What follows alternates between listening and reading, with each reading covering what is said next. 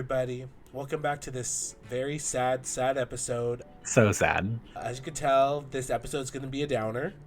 As a Jimbo Stan account, we just have to get into it. Let me take these off.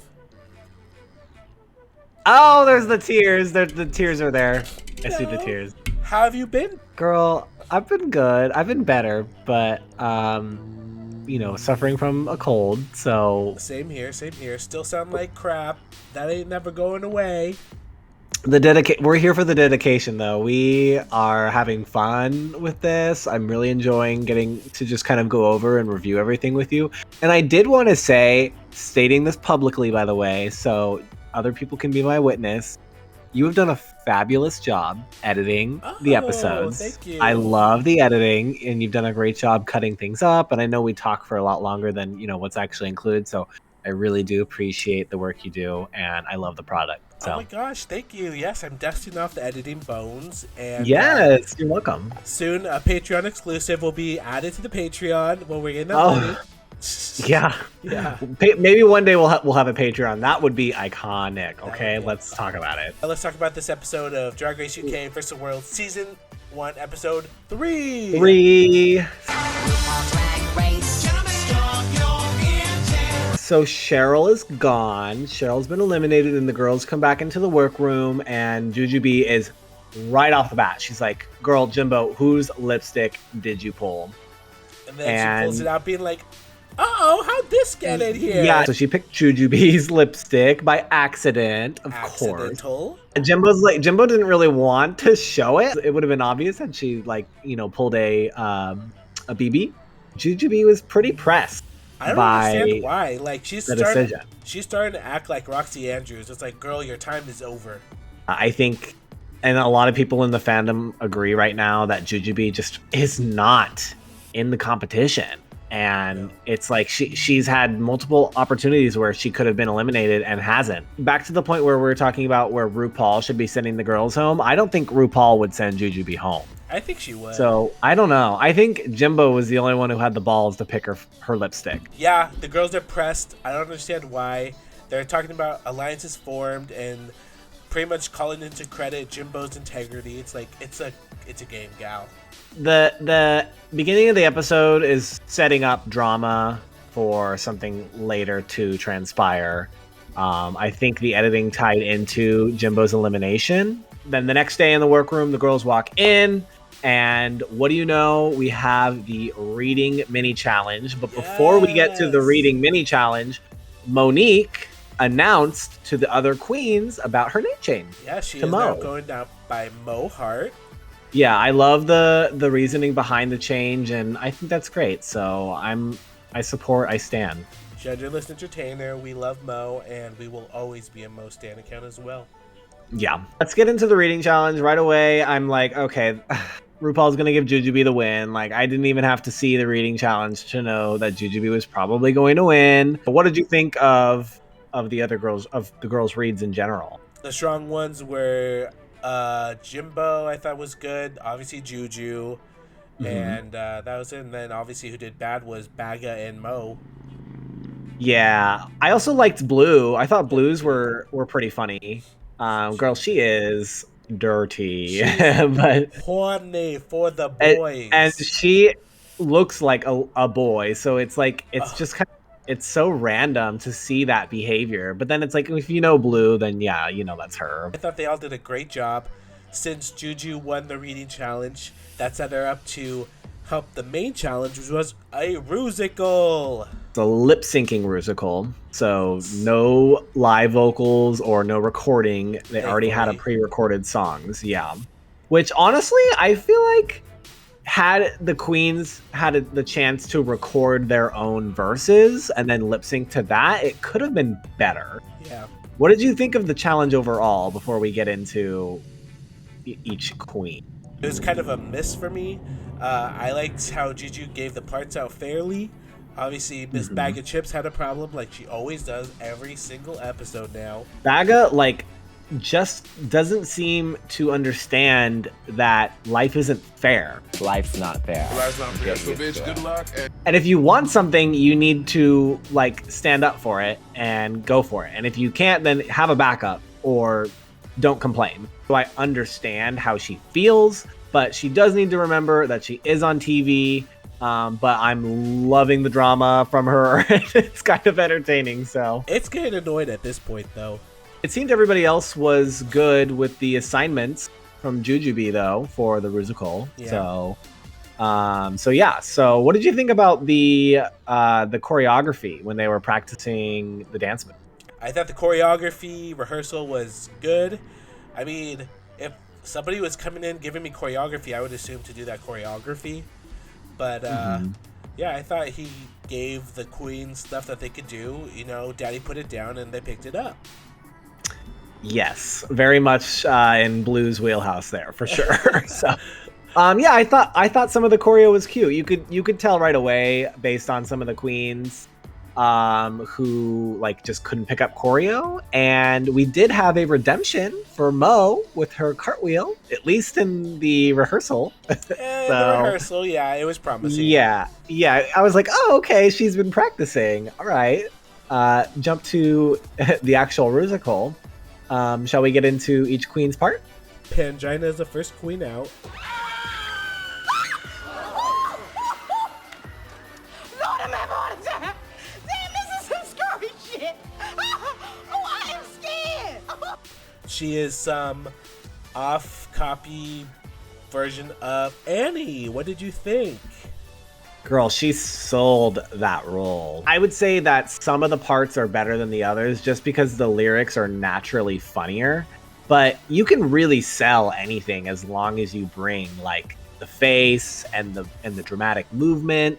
And Pangina brought all that, and I live for it. Best one of the night for the Rusical. Yeah, she was good. The only thing is, when she first popped out, that makeup scared the crap out of me. I was like, what are you doing? It was an intense mug. It was definitely an intense mug. But everything else, the choreo she did right, the mannerisms she had down, besides the makeup and I guess the limping on the wrong knee, she did a good job. Yeah, minor details, things you don't really think about, but I thought it was great, so she did a great job. All right, so next after Pangina is Miss Bag of Chips as Tracy Fatburn. Bag of Chips clearly doesn't care either because she just went out there with a wig covering her face. Girl, that performance was so bad. I hated it. I mean, her attitude, I did not like it. I thought she at least did it, so it was whatever. She did it, which props to her, but she did not look like she was happy to be on that stage, and it showed. She didn't sell the fantasy. She was just like, I'm here, I'm doing it, okay, I'm getting off stage. So the next queen after Miss Bag of Chips is Lowly Bowles, who is Miss Juju. What do you think? You know, it wasn't the worst performance of the night, but like the judges said, I wasn't getting Liza. Liza. I can't do Liza, but geez, I always just think I put myself in that position. It's like, it's so hard to have to remember to do like a million different things, and I can sympathize. I understand. Overall, average performance. She did okay. I mean, like, when I was first watching it after Pangina and Baga, I was like, oh, okay, Juju's kind of turning it. It's not that bad. But the makeup was really weird for me as well. I was just like... Yeah. What's going on? But at the time, I thought she did okay. And I was like, okay, Juju. It was the mugs that were painted on the runway for the Rusical. There were several questionable faces. Choices. After Miss Juju, we had Miss Blue Hydrangea as Mama Gone Trappy. Sound of Music. Julie Andrews. Yes. What do you think? I was looking at it and I was just thinking, was it Brenda Crème that played the same role on season 6? And I was like, honestly, I feel like that was a better portrayal. I thought Blue did okay though, and it was safe. I wrote down it was hard to follow in Ben's footsteps. It was almost the same role. It was pretty much the same thing, except Ben did a Rupaul song and Blue was a whore. So. I thought she looked nice, but I mean, Yeah, stunning as always. After Miss Blue Hydrangea was Mo Hart as Dr. Frankenfurter or something like that. I honestly, I did not like the Rusical overall. I thought that Pangina and Janie did an amazing job, but everybody else was really like middle to low for me. So Mo did fine, but again, I just wasn't crazy about the songs. Like I didn't think the Rusical was that good. Yeah, I mean, with Mo, again, the makeup was kind of weird, but I feel like she was lip syncing kind of weird as well. And then she got her head about it, and then when she tried to do her little cartwheel. Yeah, the cartwheel moment was sad, to say the least. I don't know why she tried to put like a little blanket around her and then do it. Like, why? Yeah, it's like things like that you don't really think about until you're doing it, and you're like, oh crap, like I didn't think that this would get in my way. So it was unfortunate that she flopped on that, but fortunate her fashion saved her. So and we'll get into that. Okay, next after Mo Hart is Janae Jacquet as just Meryl Streep. Meryl Streep, girl. Just Meryl Streep showed up. Janie served the like I said, her and Pangina, they killed it this episode. Yep, they did. I loved it. All of the like Meryl Streep isms, if you will, like Mamma Mia vibes. Yeah, it was so good, and she was acting. Yeah, she was acting. She sold it right away. She didn't even do that much. She wasn't like dancing all crazy. No, she was just being Meryl, and it worked. Putting her hands in her pockets and face. Yeah, she killed it. I loved her tonight. She did great. Moving on to Jimbo, last gal down the runway as Toto the dog. Watching it was so hard because I knew that she was going to be in the bottom, and we had seen the drama earlier in the episode, and it was just a foreshadow of what was to come. I kind of wanted Jimbo to do like crazy makeup or something. It was very like tame for Jimbo. Maybe they didn't have time. But I was just like... It's possible. Just like Graham said, I was expecting more a dog.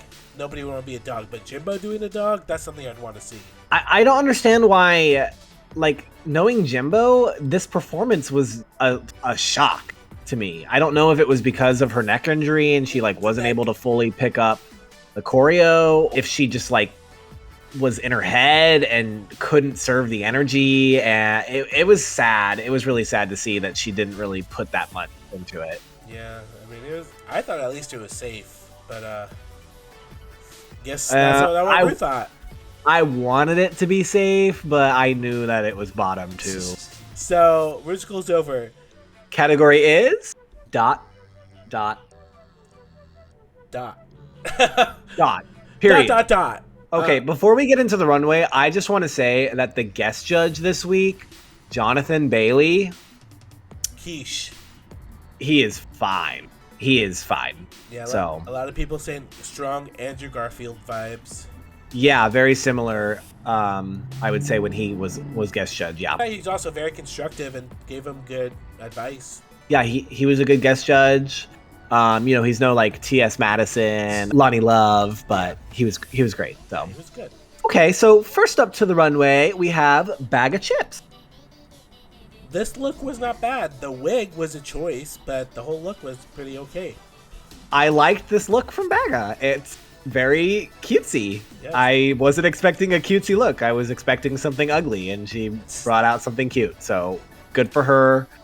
I love the hat and the bag and the accessories, shoe, everything I thought was really well put together. It fits nice. Very My Fair Lady, off to the races. Next to the runway, we have Pangina Heels. What'd you think? Ooh, I love this. At first I was worried because I was like, if you have that thing cover your face the whole runway, I'm going to be mad. But then she unhinged it, and her face was beautiful. Matched the gown. Pangina is such a smart queen.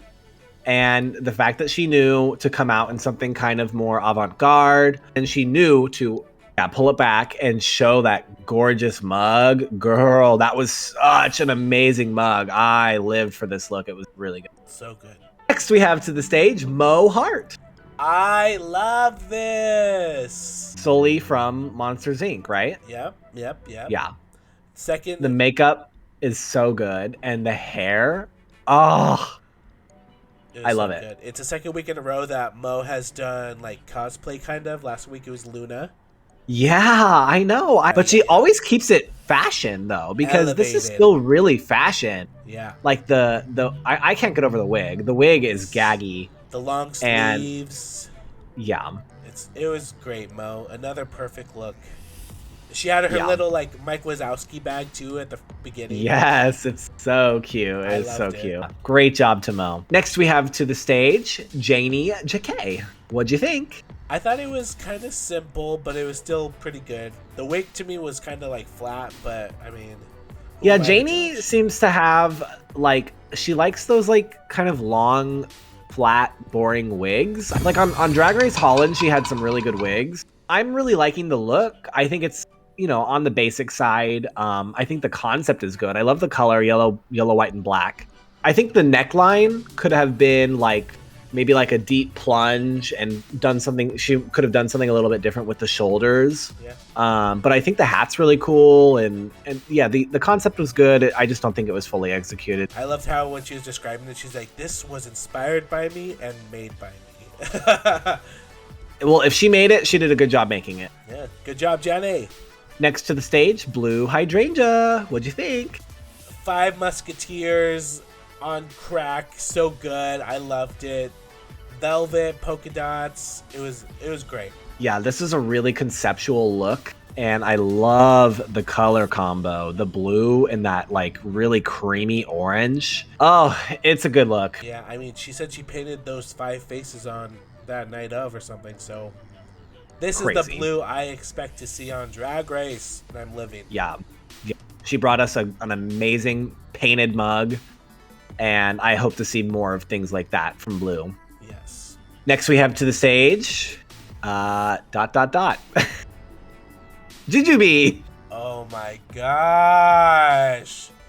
Juju, where do we start? It's literally like blow up snakes attached to a black dress with like really ugly turquoise tights. Yeah, obviously the tights are the first thing that I was just like, why are you wearing those tights? And then I'm like, why are you wearing your promo wig from All Stars 1? And then I'm like, wait, why is this a little black top with these little snakes? I was like, no. The one thing I like are the shoes, but I was seeing online a lot of people who were joking that, and maybe they're not joking, maybe they're serious, but saying that Lala Ree's bag look was better. No way. At least Juju put a little effort into this one. Yeah, I wouldn't say that it's quite as bad, but it's just not girl, elevated. this look. It literally looks like a Party City costume. Yeah, like she would wear this to like a kid's birthday party. Yeah. Not on the main stage of Drag Race UK versus the world. So yeah, it's a no for me, dog. This look, instead of being versus the world, this is like versus a small island nation. Of Laos. Okay, and lastly to the stage, we have Jimbo. What did you think about Jimbo's look? I liked it. It was refined. It wasn't as crazy as Jimbo's other looks, but I thought it was still really good. Little polka dot 3D printed headpiece and this nice neon plastic dress. It was great. This look definitely wasn't a classic Jimbo outfit. I don't think it was something that I was really expecting from her. Okay, this is a unique take on polka dot, and I like the concept she had, and the color scheme was really fun, like the neon and the silver. She really dedicated herself to like that pose when she was on the runway. Overall, good look. Yeah, it was still a good look. Enough to be safe from the bottom, I thought, but now that the challenge is over and the runway is done, the top 2 people are Jenna Jacquet and Pangina. Rightfully so, well deserved. Yes, Jenna did great. Pangina did great besides the scary makeup. That left the bottom 2 to be Juju and Jimbo. Yeah, girl, this is rough. Just going right to the deliberations. The girls talk it out in the workroom, and Pangina's coming from the perspective, oh, I'm a judge, so I'm gonna take my experience and take, pick who I think should go home. All right, so this week they're singing to some Six Flags anthem lip sync song. What did you think about the lip sync? ultimate RuneScape music video song, girl. The amount of times I've listened to this song on repeat. I love Venga Boys. That song, I was literally dancing on my couch the entire lip sync. I know all the words. Yes. And that was a really good lip sync, I will say. Whacking it. Pangina just continues to prove why she deserves the crown this season. Yeah, I thought Jenny did well herself. She was giving the moves. It wasn't a lot, but I mean, she was still giving it. Janie brought a good performance too, but Pangina just I don't think anybody could really stand up to her. I'm trying to think if there's anybody else that could lip sync as good as her. I'm surprised at how amazing she is. Yeah, I mean, Janie's probably her only competitor as far as lip syncing, so. Yeah. I thought they did great. Her little stunt with the streamers. Yes, that was so good and unexpected. Honestly, I'm just so impressed by Pangina. Unfortunately, she won the lip sync and sent home Jimbo. Girl, she picked wrong. I know. She picked Jimbo's lipstick and sent her ass home. Juju should have gone home. Based on her track record and the performance and the look, overall, my opinion, Juju should have gone home. Most people are going to agree with us, I would think. It's just so sad that Jimbo had to leave. Yeah, I mean, when they went in there, I think they already made their minds that they were going to send home Jimbo. Probably because Jimbo's won the past 2 weeks. And big competition. Pangina, I think, was very strategic about this choice because she knew if she wanted to win, which I'm Team Pangina now. I want her to win, but she knew that if Jimbo was in the top with her, Jimbo probably could have won. Yeah, I always thought that the top were always going to be Pangina, Jimbo, and Mo, so. I agree. Obviously, I know Jimbo would have gone home soon, but Jimbo's just been such good TV the past few weeks that's just I like Juju too, but Juju's given all she could give at this point. The season feels like it's over at this point. Now that Jimbo's gone. Pangina, just give Pangina the crown, and that's it. That's it, girl. I love Mo, but she hasn't won yet. Yeah, do you think Naga's gonna win? No. No. Shade! Okay, girl. All right, cue Shade. Here it is. Obviously, when the girls went back there, too, they called out Baga for her bad attitude.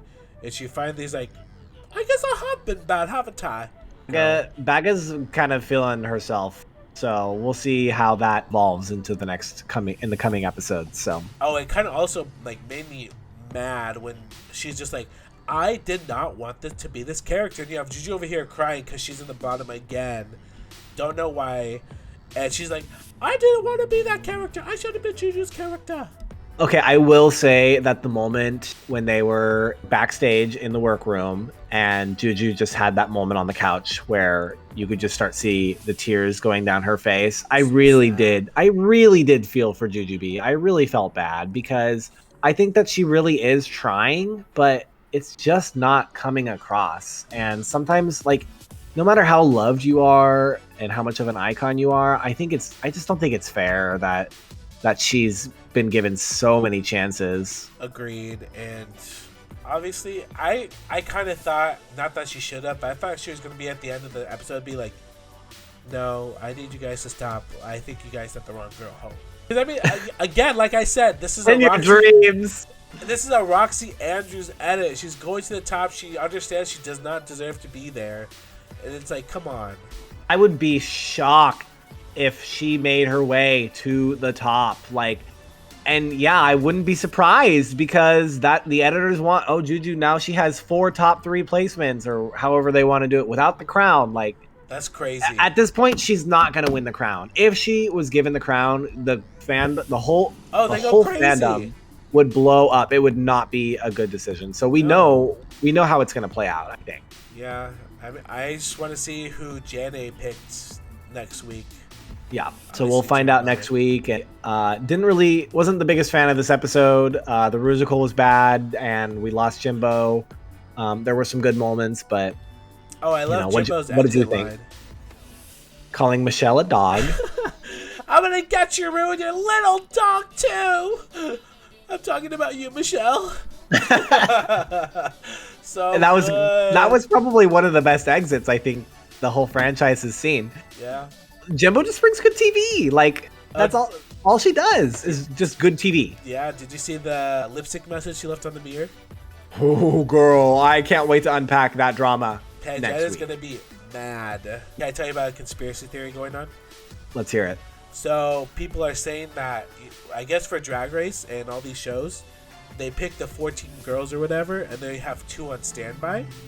So they're saying that one of the girls that was supposed to be on UK vs. the World, which a lot of people heard Lala Ree was supposed to be, got COVID, and so Juju took her place. Lala Ree. I feel like Lala Ree is an interesting choice to throw in with all of those powerhouse. I mean, Lala Ree's a good lip syncer, but we really didn't see much from her from season 13. So I mean, you didn't see enough of Blue and Baga. I mean, guys, Baga went all the way. Well, now we've been getting rumors about Canada versus the world, right? Oh, no. Brooklyn hosting that? No. That seems weird because why would they do that and not have Rue as the judge again? So I'm just gonna wait to see until we get something more official before we really believe or buy into any of these things. I don't see Brooklyn judging a comedy challenge. No, girl, I don't see Brooklyn judging U.S. queens. I don't see her really judging any queens other than the Canadian queens on Canada's Drag Race. Not returning queens at an All-Stars level. That's not. I don't think that flies. No. But yeah, that's what I heard about Juju. So maybe that's why she's just not really present, because she wasn't expecting to get on, and it was the last second, like, oh, we need you to come on now, get on. That was this week's episode. It was a drag. Girl, that episode, it was rough. But thank you for joining me and being my co-host for this episode of Drag Race UK vs. the World, episode 2, 3, 4. 3. Wait, is it like this or is it like this? I used to do this. I literally showed my niece the other day, like, you're 3. Wait. All right, well, that's it for this week's episode. Thanks, everybody, for watching. Thanks for having me, and we'll see everyone next week. Bye, everybody. Bye.